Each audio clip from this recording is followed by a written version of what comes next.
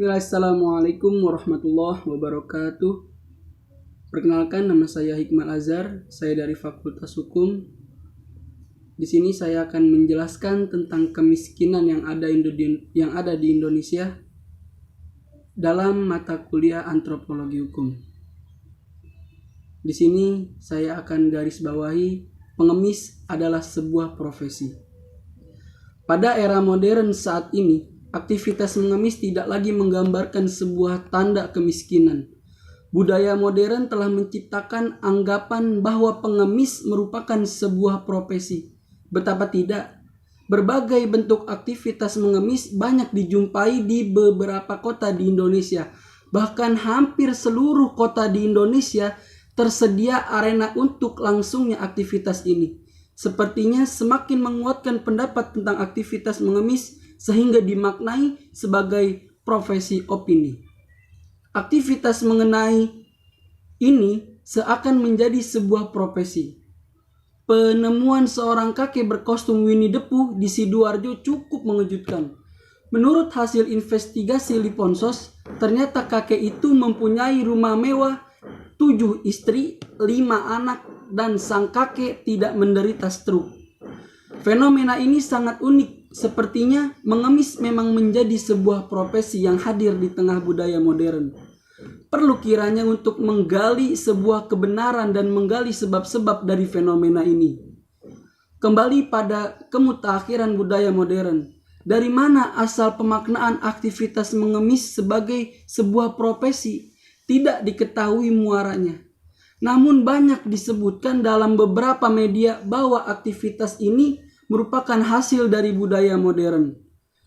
Kebenaran hal ini sebenarnya patut dipertanyakan dengan melihat kembali pada masa lalu. Bahwa aktivitas tersebut merupakan aktivitas yang lahir sebagai upaya bertahan hidup karena memiliki keterbatasan fisik untuk bekerja seperti kebanyakan orang. Indonesia dikenal sebagai negara yang multikultural, multi etnik, agama, ras, dan multi golongan, Bhinneka Tunggal Ika, mencerminkan kemajemukan budaya bangsa dalam naungan Negara Kesatuan Republik Indonesia. Sistem nilai budaya merupakan tingkat yang paling tinggi dan paling abstrak dari adat istiadat. Hal itu disebabkan karena nilai-nilai budaya merupakan konsep mengenai apa yang hidup dalam pikiran sebagian besar masyarakat, mengenai apa yang mereka anggap bernilai, berharga, dan penting dalam hidup. Kemajemukan budaya dalam konteks masyarakat Indonesia merupakan pengertian yang majemuk.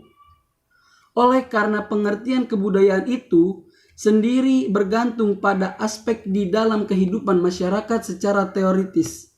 Dianggap pokok untuk pemahaman perilaku warga masyarakat, setiap manusia mempunyai apa yang dinamakan perilaku behavior, yakni suatu totalitas dari gerak motoritas, persepsi, dan fungsi kognitif, dan fungsi salah satu unsur dari perilaku adalah gerak sosial, yakni gerak yang terikat oleh 4 syarat.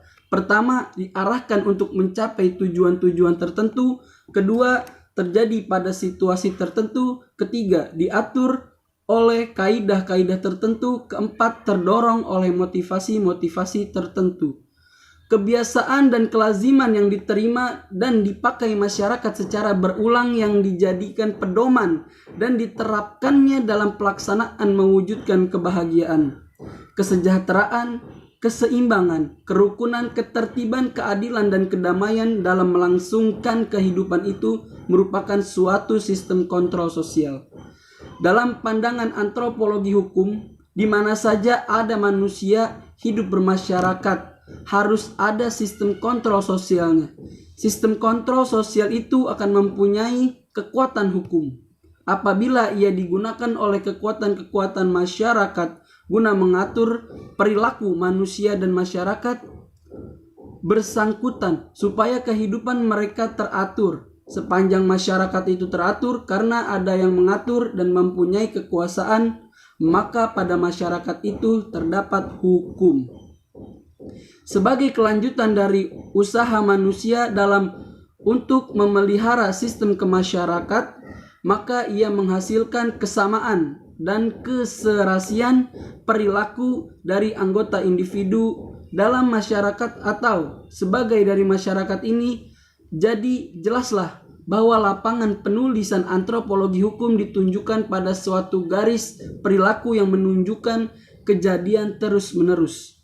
Budaya kemiskinan seakan menjadi pilihan oleh sebagian masyarakat Cikokol, dan kemiskinan sering kali dipahami dalam pengertian sederhana, yakni dalam keadaan kekurangan, rendahnya tingkat pendapatan, dan tidak terpenuhinya kebutuhan sehari-hari. Padahal kemiskinan adalah masalah yang sangat kompleks, baik dari faktor penyebabnya maupun dampak yang akan ditimbulkan dari masalah kemiskinan tersebut.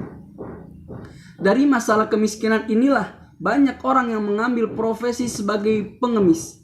Masalah pengemis adalah masalah yang pelik. Ia tidak bisa dilihat hanya dari satu sudut pandang saja. Di dalam Al-Quran telah dijelaskan bahwa setiap manusia diperintahkan untuk bekerja, dan Al-Quran mendorong mereka melakukan usaha serta mengarahkan mereka menjadi orang-orang yang bersikap positif dalam menemukan hidup dengan kesungguhan dan kerajinan agar dapat memberi dan memperoleh manfaat untuk diri sendiri dan orang lain. Fenomena pengemis ini merebak luas di kota-kota besar di Indonesia, khususnya Cikokol. Mereka mengganggu ketertiban umum seperti kawasan lalu lintas di persimpangan lampu merah hingga mengganggu kenyamanan pejalan kaki. Di masyarakat Cikokol Kota Tangerang, jumlah pengemis setiap tahun semakin meningkat. Ironisnya, ada salah satu keluarga yang semua anggotanya berprofesi sebagai pengemis dan menjadikan pekerjaan pengemis sebagai budaya, padahal mereka jelas mengetahui bahwa terdapat hukum yang mengatur tentang larangan mengemis di daerah Cikokol. Mengemis merupakan salah satu jalan pintas bagi orang miskin untuk memenuhi kebutuhan hidupnya. Ada yang benar-benar tidak mampu sehingga ia harus mengemis di jalanan, dan tidak sedikit pula yang berpura-pura mengemis hanya untuk mengambil keuntungan semata. Ia terkadang mempunyai rumah, bahkan telepon seluler.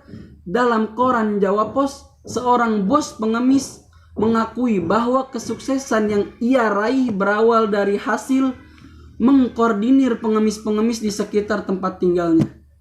Menurut pengakuan bos pengemis tersebut, dari hasil mengkoordinir mengemis ia bisa membeli rumah, alat rumah tangga, dan bahkan ia sanggup membeli mobil.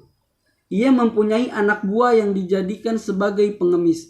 Dari hasil anak buah tersebut ia bisa menghasilkan 200 sampai dengan 300 ribu per hari.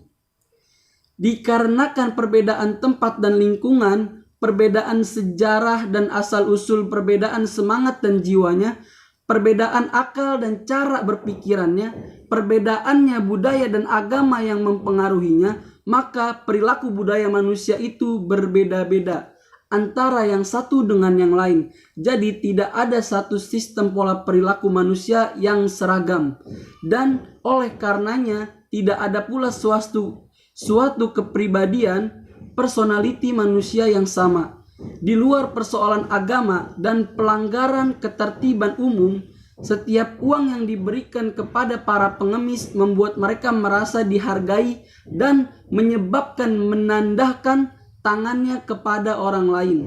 Sedekah yang kita berikan justru membuat pengemis semakin tergantung kepada pemberian orang lain tanpa berusaha untuk mendapatkan sesuatu yang lebih baik dari pengemis.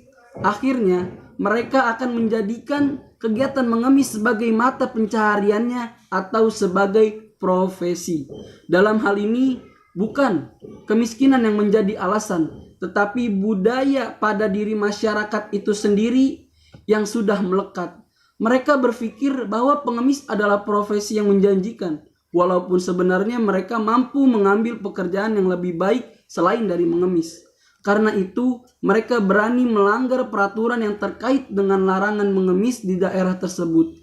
Padahal pemerintah setempat telah berusaha menegakkan hukum dengan cara mengadakan pembersihan kota dengan menangkap dan mengusir para pengemis, tetapi mereka tetap tidak berhenti dan terus menjalankan profesinya. Mungkin hanya ini yang dapat saya sampaikan tentang kemiskinan yang ada di Indonesia. Yang saya garis bawahi tadi ialah pengemis menjadi ladang profesi. Mungkin hanya itu yang dapat saya sampaikan. Kurang lebihnya saya mohon maaf. Wabillahi taufiq wal hidayah. Wassalamualaikum warahmatullahi wabarakatuh.